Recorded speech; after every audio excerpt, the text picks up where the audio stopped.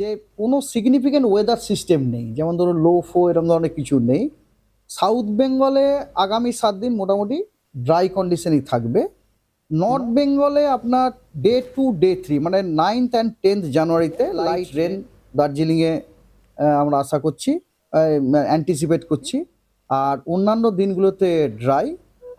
আর আপনার dense fog north বেঙ্গলে আমরা ডেন্স ফগ 3 দিন অ্যান্টিসিপেট করছি আর কি।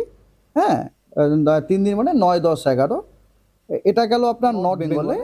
আর সাউথ বেঙ্গলে আপনার কথা হচ্ছে ডেন্স ফগ আমরা অ্যান্টিসিপেট করছি বীরভূম, নদিয়া, মুর্শিদাবাদ, বর্ধমানের দুটোতেই ইস্ট ওয়েস্ট প্রথম 3 দিন অফকোর্স।